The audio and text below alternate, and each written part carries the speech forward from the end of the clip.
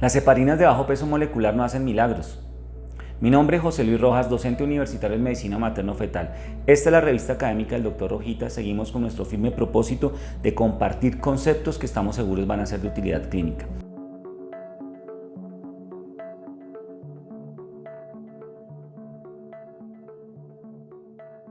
El día de hoy vamos a hablar sobre la utilización de heparinas de bajo peso molecular durante el embarazo.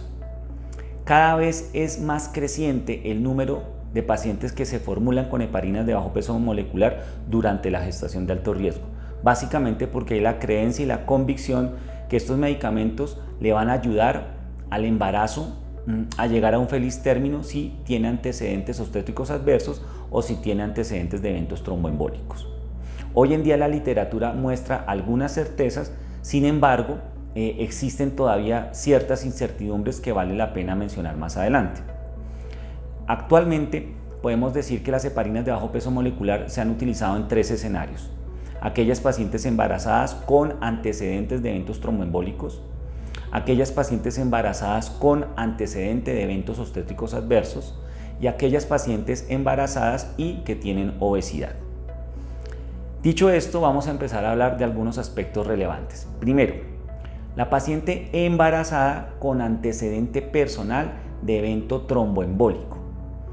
¿Será importante formular las heparinas de bajo peso molecular? Para dar respuesta a esta pregunta es importante tener claro algunas cosas. Primero, este evento tromboembólico, este antecedente de evento tromboembólico, ¿tiene como diagnóstico asociado trombofilia? Si tiene el diagnóstico de trombofilia asociado, no hay duda que durante la gestación esta paciente se beneficia de la formulación de heparina de bajo peso molecular a dosis profilácticas durante todo el embarazo y el puerperio. Ahora bien, si dicho antecedente, ¿cierto?, de evento tromboembólico no se asocia a trombofilia, es importante aclarar si este antecedente se asoció a un cuadro clínico en donde había una carga hormonal elevada o no. ¿Cuáles son los cuadros clínicos en donde hay carga hormonal elevada o no? El embarazo es una de ellas y el uso de anticonceptivos orales. Es decir, que si yo tengo una paciente que tiene un antecedente de un evento tromboembólico, pero que no tiene trombofilia, pero sí estaba consumiendo anticonceptivos orales o el evento tromboembólico fue asociado al embarazo, esa paciente también se beneficia de la utilización de heparinas de bajo peso molecular durante la gestación y el puerperio a dosis profiláctica. La paciente que tiene antecedente pero que no tiene trombofilia, ¿cierto?, y que no se asoció su cuadro clínico previo a una elevada carga hormonal, probablemente el único beneficio que va a tener en la presente gestación es la utilización de medidas generales para evitar eventos tromboembólicos, básicamente la deambulación, medidas de compresión e incluso valoración periódica con Doppler de miembros inferiores.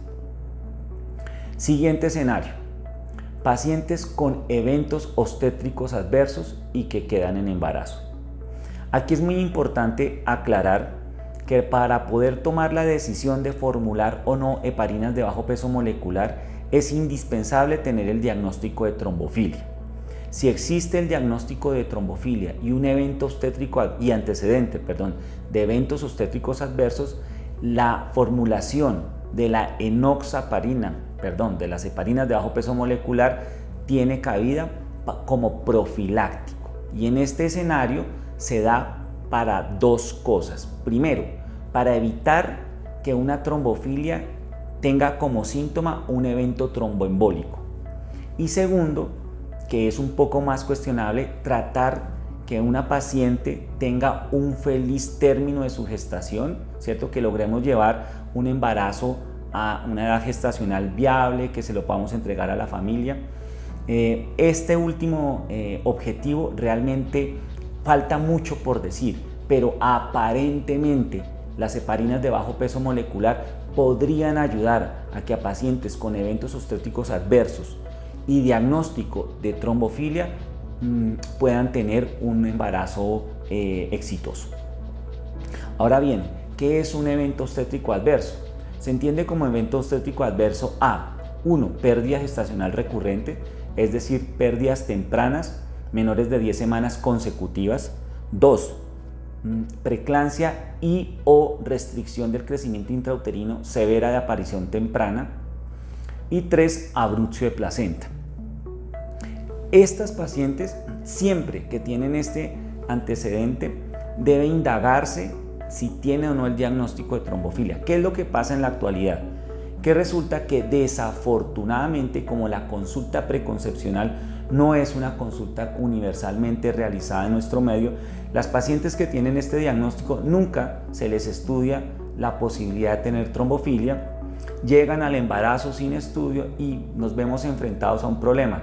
Pacientes con eventos obstétricos adversos en el primer trimestre, ¿qué hago? La gran mayoría de colegas optan por formular la enoxaparina, entre comillas, por si acaso. Y en esto sí vale la pena aclarar algunas cosas. Lo primero es que la probabilidad que un evento obstétrico adverso sea asociado a una trombofilia, bien sea adquirida o congénita, no es muy alta.